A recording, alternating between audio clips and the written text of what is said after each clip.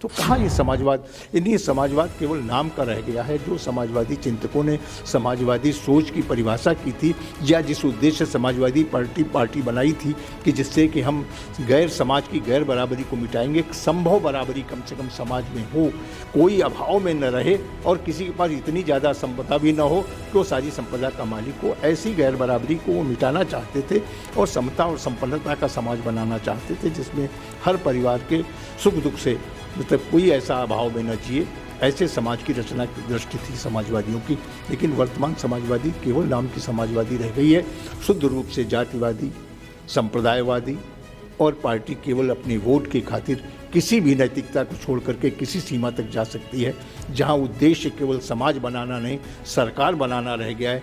N के N प्रकार की सरकार बन जाए और सरकार बन जाए तो सारा कई साल का सूखा फिर समाप्त हो जाए, फिर दौलत घरों में आ जाए, पूरा परिवार फिर उसी तरीके से अरबों की संपत्ति का मालिक दोबारा बन जाए। के बाद जब सत्ता का हस्तांतरण हुआ है जिस तरीके से, और 2012 में अखिलेश यादव जी के हाथ में नई कमान आई और उसके बाद समाजवाद के मूल्य ही बदल गए।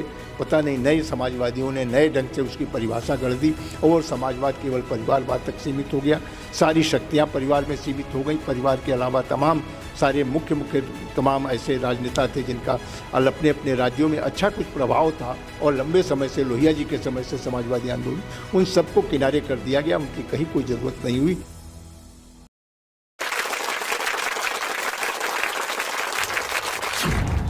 लोकतंत्र का महाउत्सव चुनाव उत्तर प्रदेश में प्रारंभ हो गए हैं और लगातार अलग अलग क्षेत्रों में लोगों को अवसर मिल रहा है कि वो मताधिकार का प्रयोग करके अपने जनप्रतिनिधियों का चुनाव करें।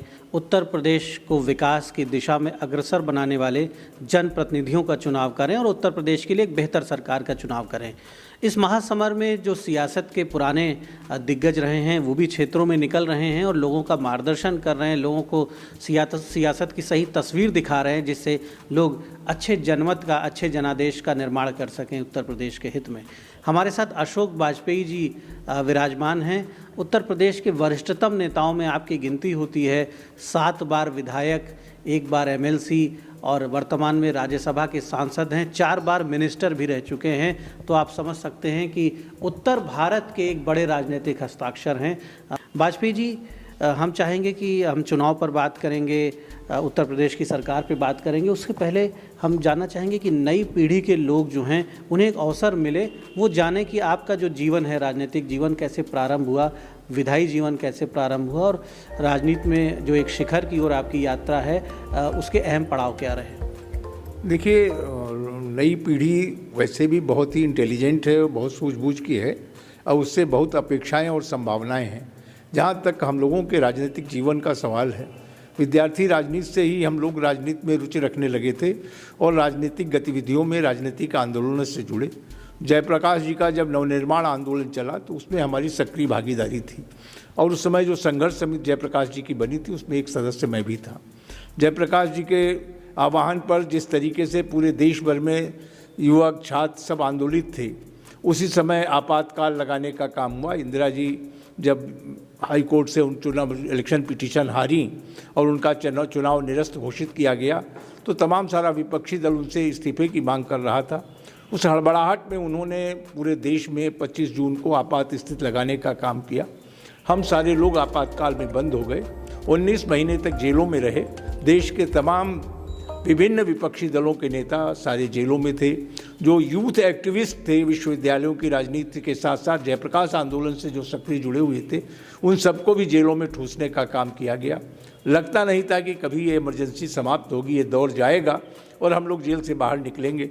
लेकिन वो समय भी आया कि 1977 की शुरुआत में ही इमरजेंसी रिवोक हुई और हम लोग जेल से बाहर आए। पूरे देश में एक उस समय की तत्कालीन सत्ता के विरुद्ध, इंदिरा गांधी और उनकी कांग्रेस सरकार के विरुद्ध एक जन आक्रोश था। तमाम सारी जनता जो विभिन्न चीज़ों को लेकर के आंदोलित हो गई थी। मैं समझता हूँ लोकतंत्र को बचाने के लिए इतना बड़ा आंदोलन या इतनी बड़ी जनता की पेशबंदी और तैयारी शायद ही कभी हुई हो कि जो 1977 में देखने को मिली। तमाम सारे मतभेद भुला करके सारे राजनीतिक दल एक मंच पर आए और मैं कहता हूँ पूरे उत्तर भारत में एक भी सीट कांग्रेस पार्टी को नहीं मिली। जिस कांग्रेस पार्टी की अखंड सत्ता हो, और उसको जनता ने इस तरह से तिरस्कार करने का काम किया हो, तो जनता का एक बड़ा भरोसा था कि ये विपक्ष के जो नेता लोग हैं, ये तमाम सारे राजनीतिक उस समय आज़ादी के आंदोलन से निकल करके आए तपे तपाए लोग हैं, इनके नेतृत्व में देश एक अच्छी सरकार देगा और देश का एक अच्छा उज्जवल भविष्य बनेगा। इस विश्वास के साथ जनता पार्टी बाद में बनी, सरकार पहले बन गई और जनता पार्टी के साथ लोग जुड़ करके उस समय की तत्कालीन जनता पार्टी की सरकार बनाने का काम किया। हम लोग उसी समय 1977 में ही पार्टी ने हमको भी, जनता पार्टी ने चुनाव लड़ने के लिए कहा। मैं यहाँ पिहानी विधानसभा से चुनाव लड़ा, यहाँ की जनता की कृपा रही कि हमको चुनाव जिताने का काम किया। हालांकि उस समय हरदोई के नतीजे, पूरे प्रदेश में जनता पार्टी की लहर थी, लेकिन हरदोई में 9 विधानसभा सीटों में केवल 2 विधानसभा सीटें जनता पार्टी ने जीती, एक मैंने और एक भारतीय जनता पार्टी के वरिष्ठ नेता, उस समय तत्कालीन जनसंघ के बड़े नेता आदरणीय शारदा भक्त सिंह, हम 2 ही लोग जीते थे और दोनों लोग जनता पार्टी की सरकार में मंत्री बने। तो एक काम करने का अनुभव बहुत प्रारंभिक राजनीति से ही मुझे मिला। लेकिन मेरा ये मानना है, जो आपने ये सवाल किया कि नई पीढ़ी और आज की राजनीति में आप क्या देखते हैं और कैसे आप लोगों ने इतने समय तक काम किया। सेवा राजनीति का एक विकल्प जो है, एक राजनीति का उद्देश्य है सेवा। हम लोगों के कैसे अपनी बेहतर सेवाएं देकर लोगों के सुख दुख से जुड़ सकें, जिन लोगों का विश्वास और भरोसा हमारे ऊपर है, उस विश्वास को हम कैसे बनाए रखें। ये कोई सुख सुविधा के लिए नहीं, ये कोई ऐसा नहीं कि हमको पद केवल गौरवान्वित करने के लिए या व्यक्तिगत परिवार की सुविधा के लिए नहीं दिया गया। ये क्षेत्र के लाखों लोगों का जो प्रतिनिधित्व करना होता है, उनके प्रति हमारा कितना सेवा भाव रहता है और जो जितनी निष्ठा और ईमानदारी से जनता की सेवा करता है, निश्चित रूप से जनता के मन में, उसके हृदय में उसके लिए स्थान होता है। वो स्थान केवल विधायक के रूप में नहीं, जनप्रतिनिधि के रूप में, जनता के जितना नज़दीक कोई जो जनप्रतिनिधि होता है, जनता उसको बहुत सम्मान करती है। और मैं तो इस बात को अनुभव करता हूँ कि मैंने अपने इस राजनीतिक जीवन में जो सबसे बड़ी पूंजी थी, जनता का स्नेह और जनता का विश्वास, और उसको मैंने बनाए रखने की कोशिश की। जनता का विश्वास न टूटने पाए। चुनाव की हार जीत हो सकती है, लेकिन जनता अगर आपसे निराश हो गई, आपसे विश्वास टूट गया, तब फिर दोबारा जगह बनाना बड़ा मुश्किल होता है। जनता से अगर विश्वास टूट गया तो जगह बनाना बहुत मुश्किल होता है। ये युवा कार्यकर्ताओं और नेताओं को समझना चाहिए, जो बहुत महत्वाकांक्षा लेकर राजनीति में प्रवेश कर रहे हैं। आजकल पिछले कुछ वर्षों में ये देखा जा रहा है।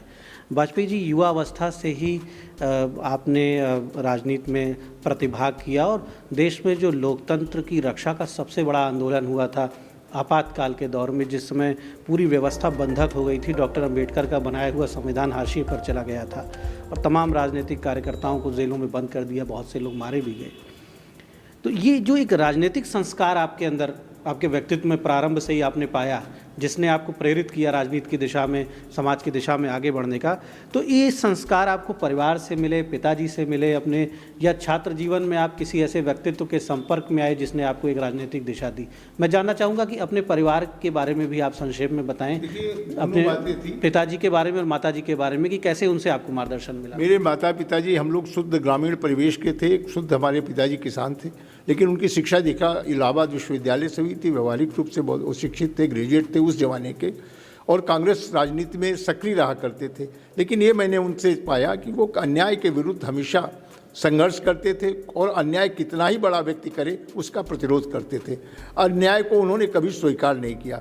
जनता से भी उनका रिश्ता बहुत साफगोई का रहता था कि ये नहीं, जो काम नहीं होना है उसमें कोई, जो होने लायक उसमें लोगों की पूरी मदद करते, तो नहीं होता तो बहुत साफगोई से, भले ही कोई नाराज़ हो जाए, बताते थे। और मैं समझता हूँ बड़ी उनकी स्पष्टवादी छवि थी और इसलिए जो उनके संपर्क में रहते थे उनसे बहुत प्रभावित रहते थे, या कुछ लोग उनके बहुत आलोचक रहते जिनसे वो स्पष्ट ना कर देते या बोल देते थे। वो सारी चीज़ें कहीं ना कहीं हमको भी अपने जीवन बचपन से मिले संस्कार कि जनता के साथ धोखा नहीं करना चाहिए, जनता की जहाँ तक बन सके सेवा करनी है और जनता के प्रति अपने को ईमानदार रहना, ये शुरू से भाव आए।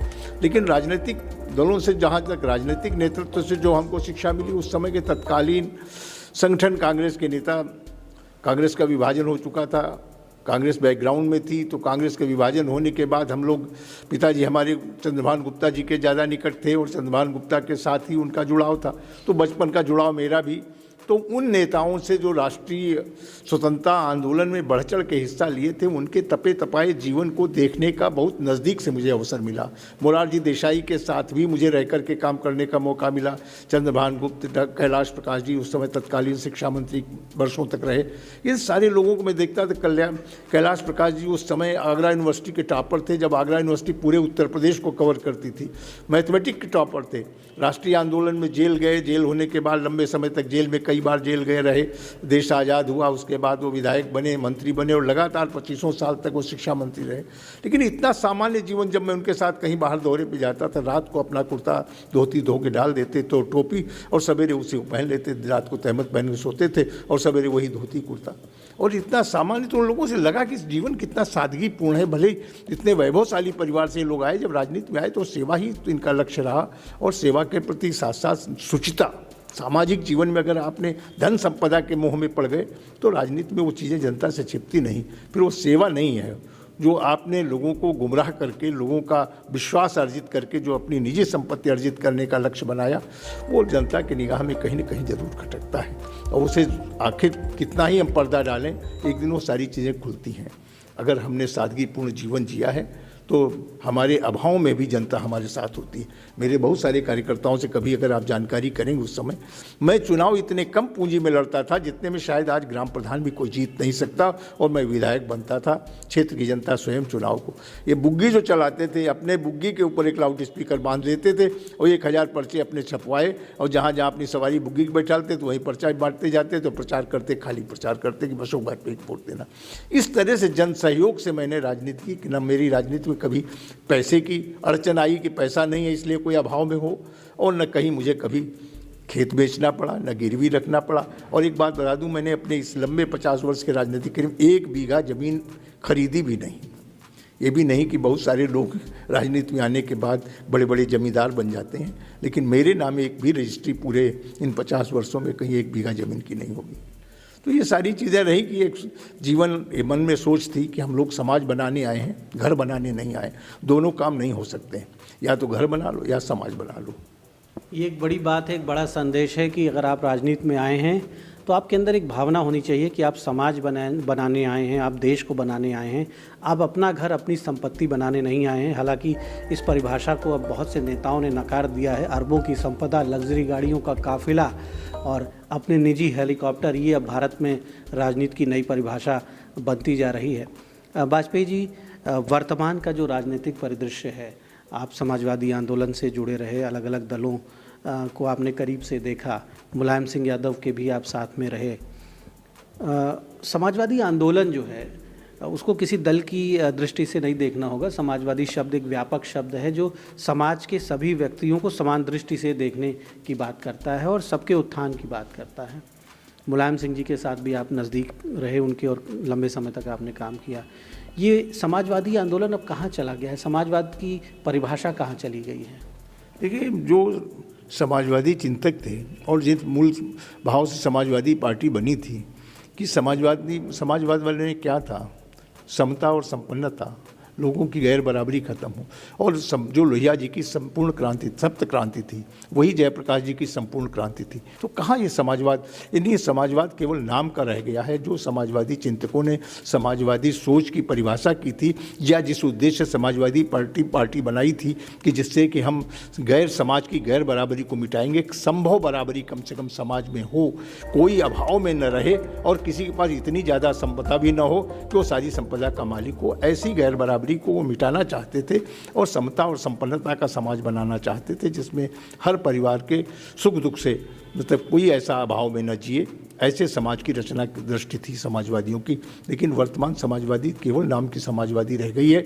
शुद्ध रूप से जातिवादी, संप्रदायवादी, और पार्टी केवल अपने वोट की खातिर किसी भी नैतिकता को छोड़ करके किसी सीमा तक जा सकती है। जहां उद्देश्य केवल समाज बनाना नहीं, सरकार बनाना रह गया है। एन के प्रकार सरकार बन जाए, और सरकार बन जाए तो सारा कई साल का सूखा फिर समाप्त हो जाए, फिर दौलत घरों में आ जाए, पूरा परिवार फिर उसी तरीके से अरबों की संपत्ति का मालिक दोबारा बन जाए। ये सोच है समाजवादियों की। समाजवाद सोच के चलते समाजवाद का तो कोई मतलब ही नहीं रह गया। अच्छा, परिवारवाद के खिलाफ खड़े होने की बात लोहिया जी ने की थी और पूरा समाजवादी मूवमेंट जो है कांग्रेस की बुराइयों के खिलाफ खड़ा हुआ था। कांग्रेस की जो कमियां थीं उनके खिलाफ देश में एक स्वच्छ, एक बेहतर राजनीतिक विकल्प देने के उद्देश्य से समाजवादी मूवमेंट खड़ा किया गया था। लेकिन जो परिवारवाद कांग्रेस पार्टी में था, एक फैमिली जिस तरह से पूरी कांग्रेस पार्टी को लंबे समय से एक कथित परिवार चला रहा है, उसी तरह समाजवादी पार्टी, और मुझे लगता है कि समाजवादी पार्टी का जब गठन हुआ तब से आप भी समाजवादी पार्टी को देख रहे हैं और शायद आप भी फाउंडर मेंबर आप भी समाजवादी पार्टी के हैं। समाजवादी पार्टी को बड़ी सफलता मिली उत्तर प्रदेश में, एक ज़माने में उनके बड़ी संख्या में सांसद भी हुए, लेकिन जो जनता ने प्रेम और समर्थन दिया, जिन मूल्यों पर दिया, वो मूल्य अब कहाँ हैं। समाजवादी पार्टी में मुलायम सिंह यादव राष्ट्रीय अध्यक्ष बने और दूसरे राष्ट्रीय अध्यक्ष फिर अखिलेश यादव ही बने, उनके सगे पुत्र ही बने। उनके चाचा प्रदेश में रहे, दूसरे चाचा उनके राष्ट्रीय महासचिव रहे। यानी सारे निर्णय पार्टी के वो यादव फैमिली ही लेगी, दूसरे परिवार का कोई यादव व्यक्ति भी वो उन निर्णयों में शामिल नहीं होगा। तो ये समाजवाद की जो परिभाषा उत्तर भारत की जनता देख रही है, और उसके बावजूद मनोबल इतना ऊंचा है कि वो फिर से बहुमत की सरकार बनाने की बात कर रहे हैं, कह रहे हैं कि हम आ रहे हैं। तो क्या अब इस तरह के सिद्धांतों को तिलांजलि देकर जनता को गुमराह करना इतना आसान हो गया है कि आप अपने मूल्य भी छोड़ दें, सिद्धांत भी छोड़ दें, फिर भी आप जन समर्थन हासिल कर लें? देखिए, जहाँ तक समाजवादी पार्टी बनाने का सवाल था, तमाम सारे उस समय के तत्कालीन समाजवादी नेताओं ने मुलायम सिंह जी की जनता में एक स्वीकार्यता थी और ये मान करके कि मुलायम सिंह के नेतृत्व में समाजवादी पार्टी का गठन होगा, समाज के तमाम देश भर के बिखरे हुए समाजवादी एक साथ एक मंच पर आएंगे और समाजवादी आंदोलन को नए ढंग से हम लोग फिर गति देने का काम करेंगे। इस उद्देश्य से हम लोगों ने 1992 में समाजवादी पार्टी का गठन किया। कपिल देव सिंह, रमाशंकर कौशिक, तो उस समय के तमाम सारे समाजवादी इकट्ठा हुए। लेकिन और प्रारंभिक दिनों में मुलायम सिंह का ये भाव भी था कि हम उत्तर प्रदेश के गरीबों के हित में कुछ काम कर सकें, उत्तर प्रदेश के विकास के लिए काम कर सकें और लोगों को जोड़ने का काम कर सकें, समाज के उपेक्षित वर्ग को कैसे हम मुख्य धारा में ला सकें, ये प्रयास उनका था। और इस दिशा में शुरुआत में हम लोगों को भी अच्छा लगा, चलिए टूटा हुआ समाजवादी आंदोलन फिर से नए ढंग से संजोया जा रहा है। लेकिन जितनी तेज़ी के साथ उसमें परिवर्तन आना शुरू हुआ, और ख़ासतौर से मुलायम सिंह की तो सोच तब भी काफ़ी कुछ जनता के निकट रहा करती थी और लोगों को जोड़ने का काम, कार्यकर्ताओं को जोड़ने का काम, गरीब कार्यकर्ताओं के प्रति पूरी सद्भावना, संवेदना, ये सारा उनके व्यक्तित्व में था। लेकिन उनके बाद जब सत्ता का हस्तांतरण हुआ है जिस तरीके से, और 2012 में अखिलेश यादव जी के हाथ में नई कमान आई और उसके बाद समाजवाद के मूल्य ही बदल गए।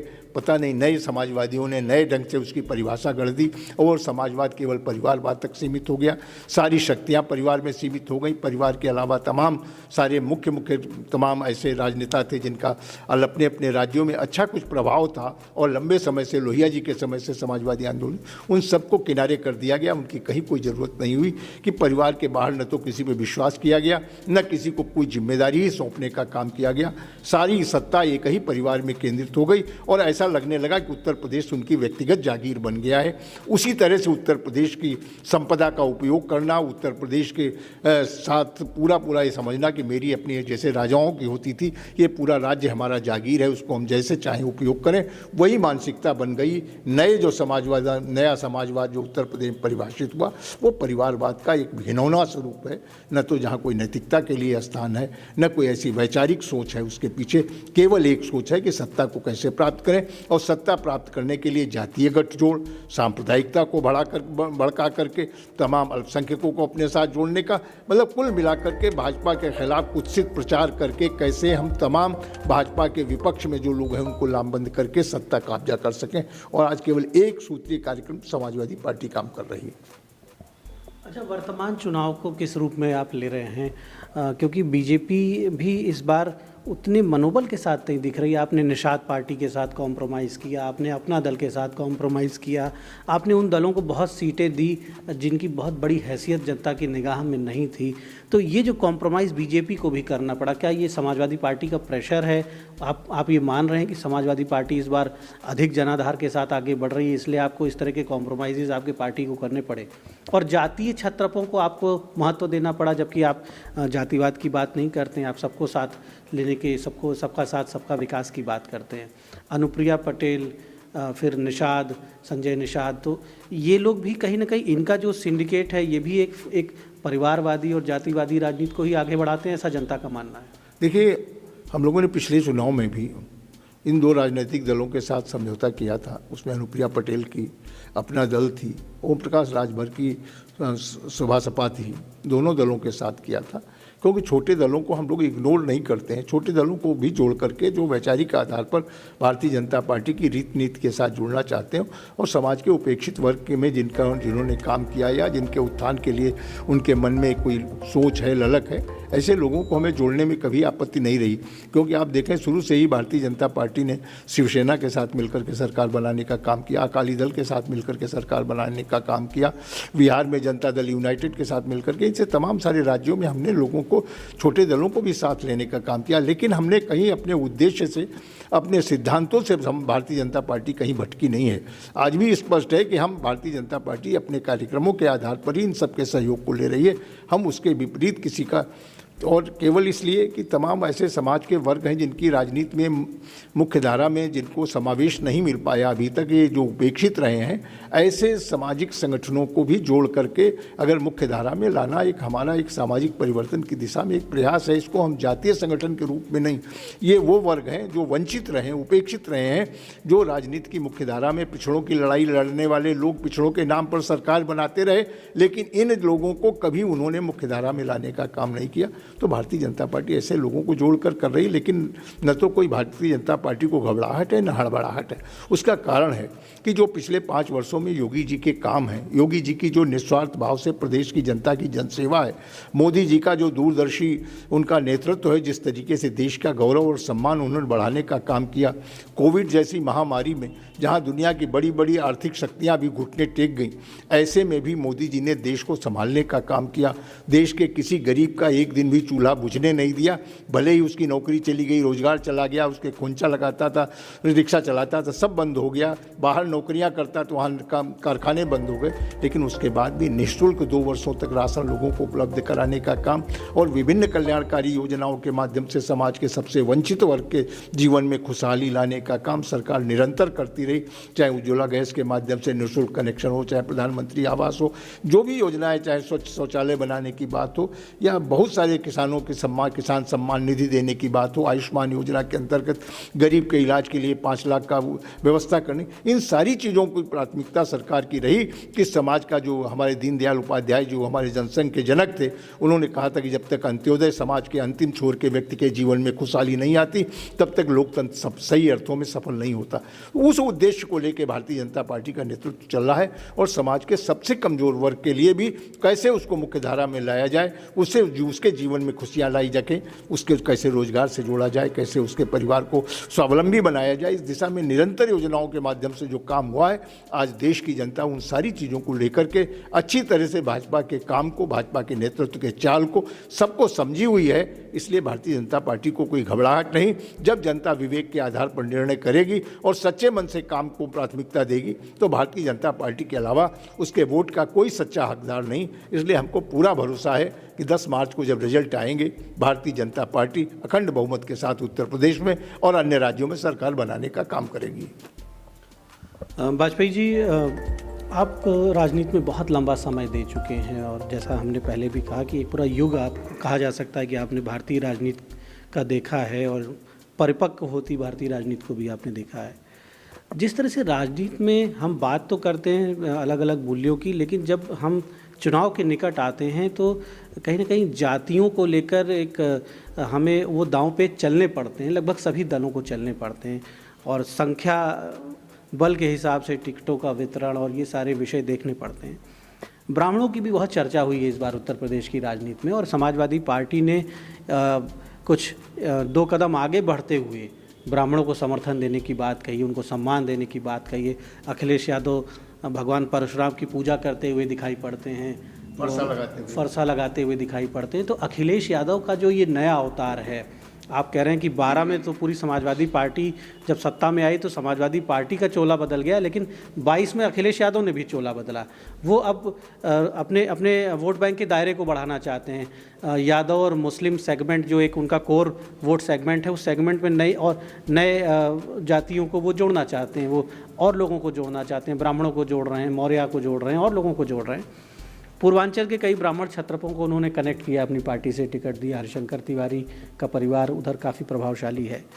वो मुद्दे भी उठा रहे हैं। वो कह रहे हैं कि आपकी सरकार ने एक बहुत कम उम्र की महिला को, खुशी दुबे को, आपकी सरकार ने जेल में लंबे समय से बंद कर रखा है, जबकि बहुत से माफिया हैं बड़े बड़े जिन्होंने बहुत बड़े बड़े अपराध किए हैं, उनकी पत्नियां जेल नहीं गईं कभी।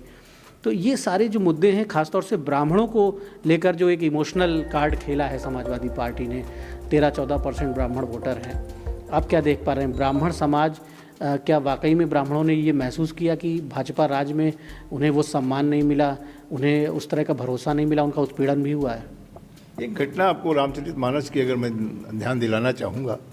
जिस समय हनुमान जी संजीवनी लेने जा रहे हैं तो रास्ते में एक कालनेमी का एक राक्षस बढ़िया सुंदर सफ़ेद दाढ़ी, धवल वस्त्र, एकदम राम नामी दुपट्टा ओढ़े, राम राम का जप करता हुआ, केवल वो इसलिए कि किसी तरह से भोर हो जाए और हनुमान जी ये संजीवनी बूटी लेकर के लक्ष्मण को जीवित करने के लिए न पहुंच सकें, राम के काज में कैसे बाधा आए, वो काम के लिए उन्होंने वो छद्म वेश में राम भक्त के रूप में उन्होंने वहाँ पर अपना, ताकि स्वाभाविक रूप से हनुमान जी राम भक्त हैं और कोई राम भक्त को इस तरीके से पूजा करते पर्वत पर रात्रि के अंधेरे में देखेंगे तो रुकेंगे जरूर तो उनकी यात्रा। लेकिन उन्होंने इस बात, तो ये सब राजनीति के कालने में है। और एक बात मैं आप कहना चाहता हूँ कि ब्राह्मण कभी जातिवादी नहीं रहा है, ब्राह्मण राष्ट्रवादी रहा है। जब किसी ने राष्ट्र के हित में सोचा है, राष्ट्र के लिए चिंतन किया है, तब ब्राह्मण उसके साथ खड़ा हुआ है। चाहे राष्ट्रीय आंदोलन हो, चाहे स्वतंत्रता का पहला आंदोलन हो, चाहे दूसरा आंदोलन हो, या देश में जब भी कोई परिवर्तन हुआ, लोकतंत्र के ऊपर जब प्रहार हुआ, उसकी रक्षा के लिए भी सबसे आगे ब्राह्मण आया है। जब भी कभी सामाजिक परिवर्तन हुआ है, ब्राह्मण ने उसकी अगुवाई की है। तो ब्राह्मण कभी जातिवादी नहीं रहा है। ब्राह्मण जानता है इस समय देश का भविष्य, देश का गौरव सुरक्षित है।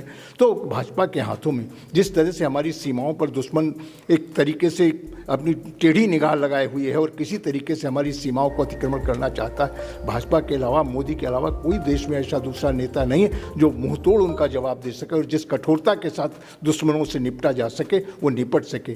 तो वो सारी तरह चीज़ों को जानता है। ब्राह्मण का चिंतन केवल अपने पेट रोटी तक नहीं है, देश का भला कैसे होगा, समाज का भला कैसे होगा, देश कैसे प्रगति करेगा।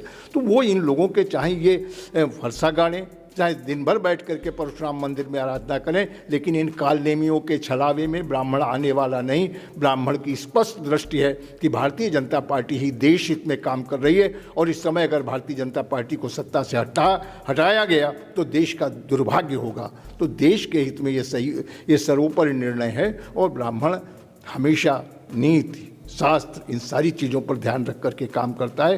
मैंने कहा ना, केवल इस पर नहीं कि कौन हमारे समाज का, अगर आपने 10 ब्राह्मणों को टिकट दे दिया इसका मतलब ब्राह्मण क्या उनको वोट दे देगा? ये कभी नहीं।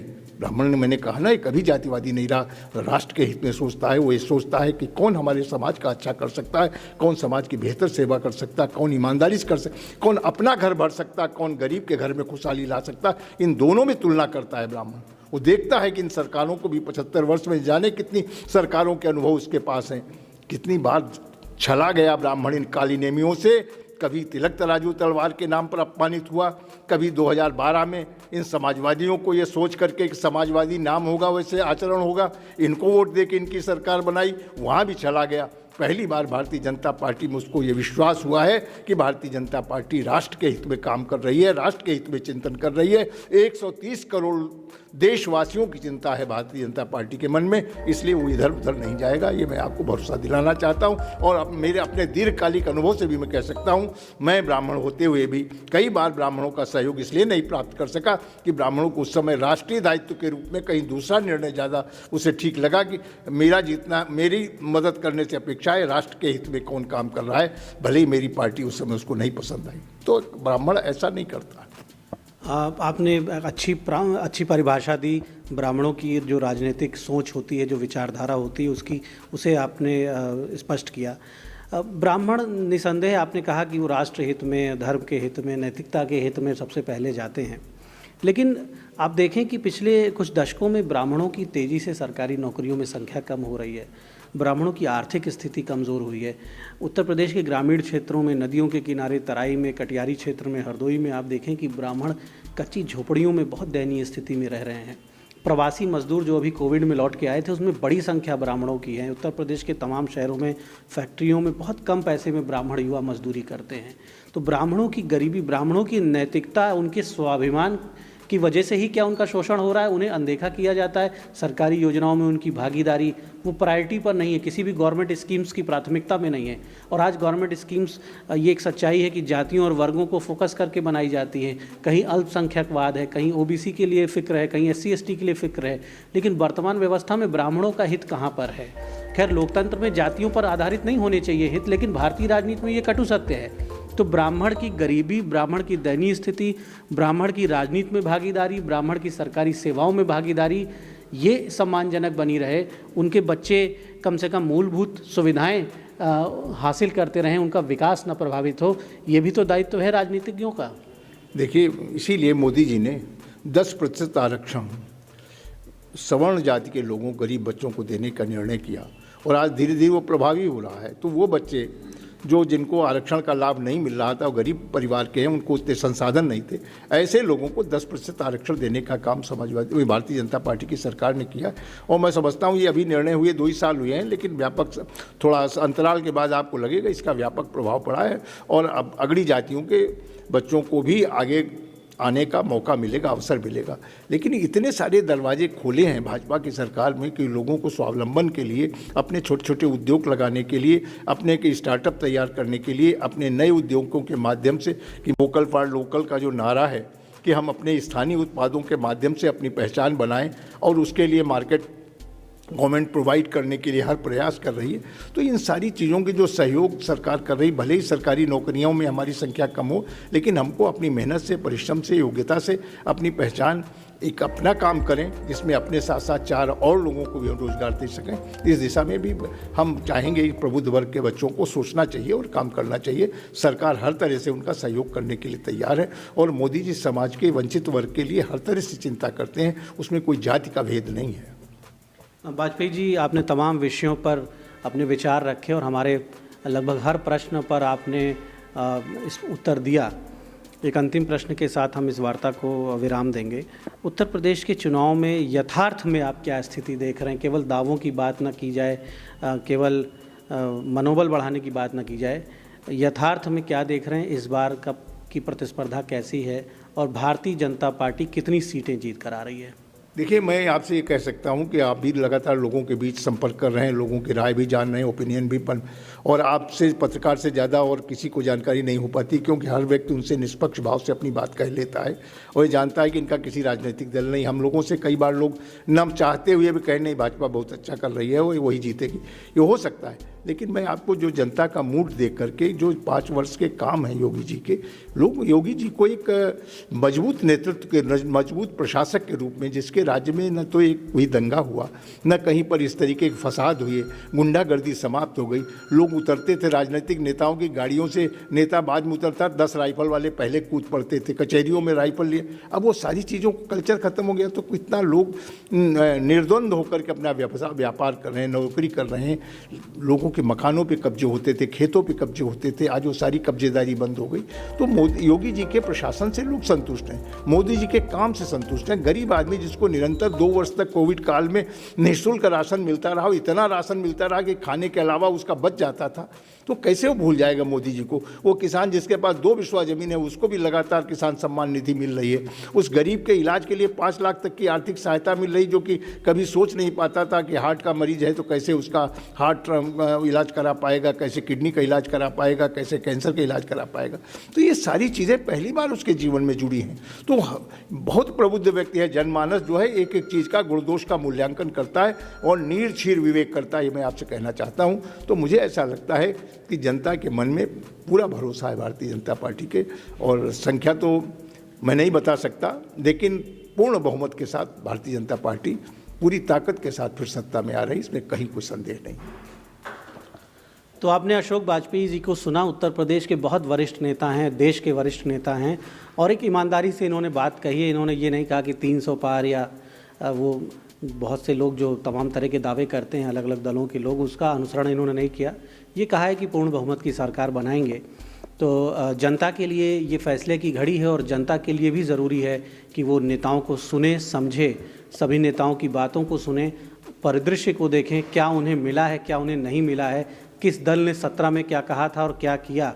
इन सारी चीज़ों को देखते हुए उत्तर प्रदेश के हित में, देश के हित में एक बेहतर निर्णय करने का ये वक्त है। हमारी आपसे अपील है कि बढ़ चढ़कर वोट करें, अपने घरों में ना रुकें, अपने पड़ोसियों को, अपने परिचितों को, रिश्तेदारों को, सबको प्रेरित करें। और भारत जो कि दुनिया का सबसे बड़ा लोकतंत्र है, तो वहाँ पर वोटिंग परसेंटेज भी दुनिया में सबसे ऊपर जाना चाहिए, जिससे अच्छी सरकार आपको मिल सके, अच्छे जनप्रतिनिधि मिल सकें। धन्यवाद।